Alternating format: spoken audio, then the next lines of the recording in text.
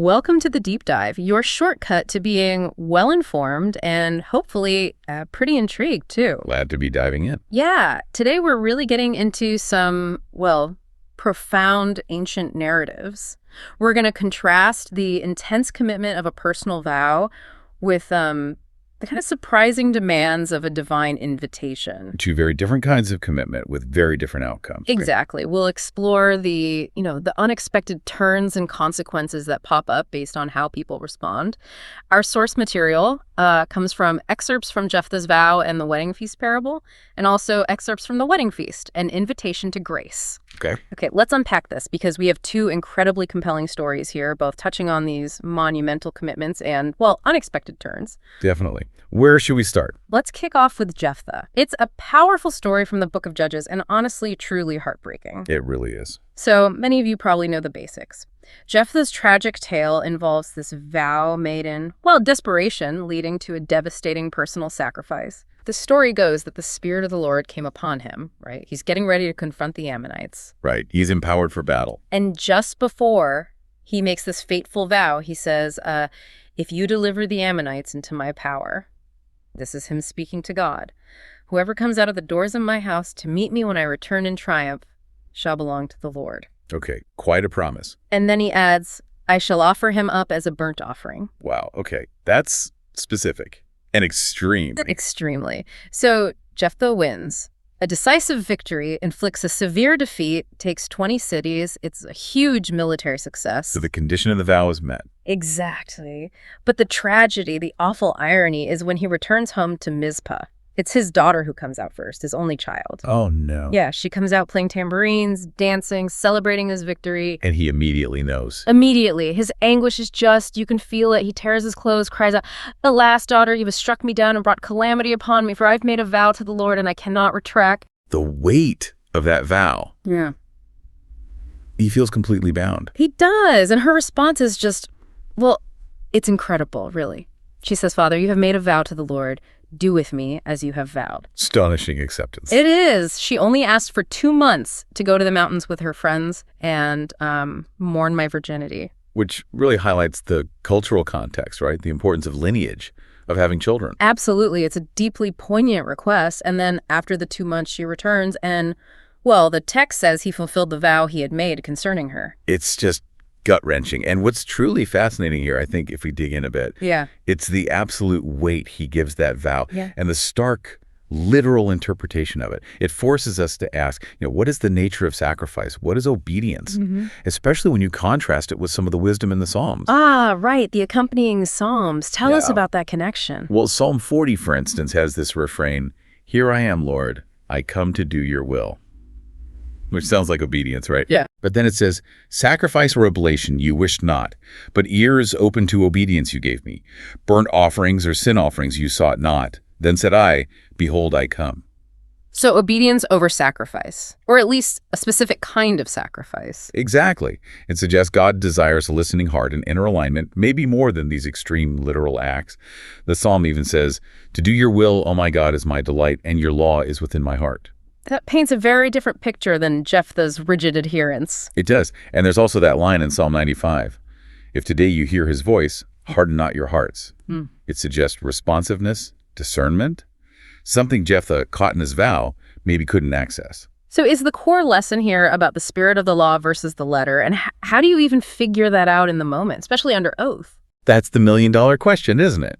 I think Jephthah's story, especially with the Psalms beside it, really pushes us to think that, genuine obedience might be less about the most extreme literal fulfillment and more about understanding the deeper purpose, the divine nature. It calls for wisdom, for discernment, a listening heart maybe, over just sticking rigidly to a promise you made, perhaps rashly. Yes. Yeah, that's profound. Okay, so Jephthah's story shows the danger of a very personal, literal vow gone wrong. Right. Here's where it gets really interesting, because alongside that, we have a very different kind of commitment. Yeah. A grand invitation, full of universal implications. The wedding feast parable. Exactly, from Matthew 22. Let's shift gears to that. Okay. So Jesus tells this story, right? The kingdom of heaven is like a king throwing a huge wedding feast for his son. A major event. Totally. He sends out servants to call the guests who were already invited, but They just refuse to come. Just, nope. Not interested. Pretty much. So the king tries again, sends more servants, really hyping it up. Look, I've prepared my banquet, the best food, everything's ready, come to the feast. You'd think that would work. You would. But some people just ignored it, went off to their farm, their business. Life gets in the way. Relatable in a way. But then others, they actually grab the servants, mistreat them, and even kill them. Whoa. Okay, that escalates quickly. Rejecting the invitation is one thing, but attacking the messengers. Right. So the king is furious, understandably, sends his troops, destroys those murderers, burns their city. Pretty severe response. No kidding. Then the king says something crucial. The feast is ready, but those who were invited weren't worthy. So he changes tactics entirely. What does he do? He tells his servants, go out into the main roads, the highways, and invite anyone you find. Anyone. No pre-selection. Nope, just bring him in. So the servants do. They fill the wedding hall with guests. The text explicitly says, bad and good alike, everyone's there. Okay, so it's an open invitation now. Radical inclusion. Seems like it. But then there's a twist. The king comes in to greet the guests, to see who's there, and he spots a man there not dressed in a wedding garment. The dress code. Sort of. The king asks him, friend, how did you get in here without a wedding garment? And the guy is just silent, speechless. He has no answer. None. So the king tells his attendants, bind him hand and foot, throw him into the outer darkness where there will be weeping and grinding of teeth. Wow. From open invitation to harsh judgment, that's jarring. It is. And the parable ends with that famous line, many are invited, but few are chosen. So if we connect this to the bigger picture, what Jephthah's story was about the interpretation of a vow, this one seems to be about the response to an invitation. How so? Well, it highlights that the divine invitation goes out broadly, right? Like the king inviting everyone off the street. But it's not just about saying yes or showing up. How you respond, how you prepare yourself. That's critical. It goes beyond just walking through the door. And the wedding garment is key to that preparation. Exactly.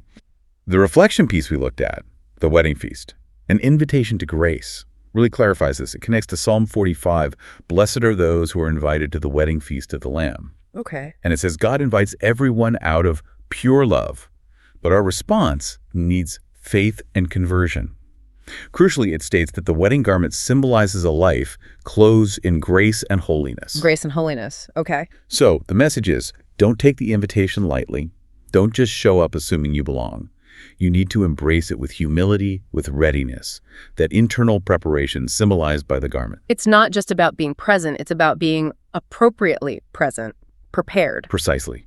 It's a powerful reminder that just being in the room, so to speak, isn't enough if you haven't inwardly accepted the terms of the invitation, the transformation it implies. You mentioned the wedding garment symbolizes grace and holiness. For us, in our daily lives, what does that practically mean? How do we not take his invitation lightly? Is it like specific actions or more about how we are on the inside?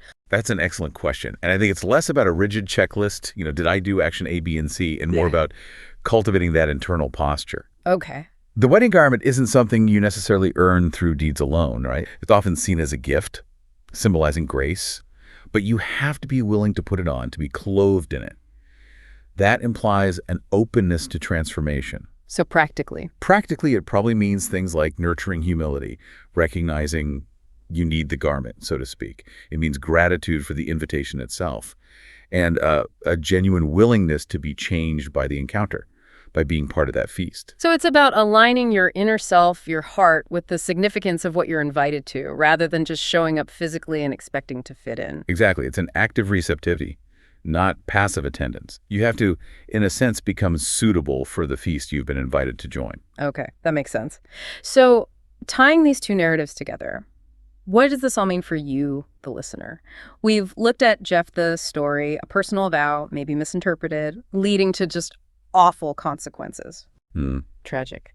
And then we have the wedding feast parable, this grand divine invitation, but it comes with these surprising requirements for readiness, for having the right garment. Yeah. Both stories, though really different on the surface. Right. But they both seem to underline not just the sheer weight of commitment, whether a vow or accepting an invitation, but also how critical our discernment and our preparedness are in how we respond. Indeed.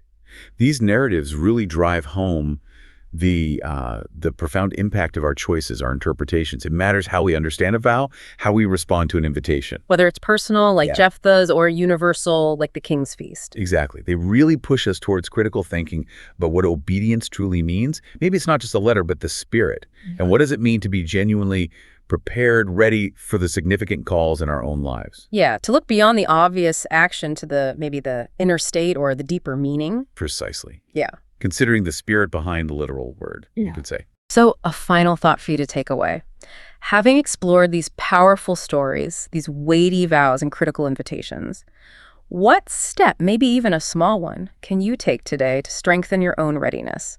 Not just for some huge grand calling, but for all the significant moments, big or small, that ask for your intentional response, your preparedness. That's a good question to sit with. Definitely something to mull over. Well, thank you for joining us on this deep dive. Thanks for the conversation.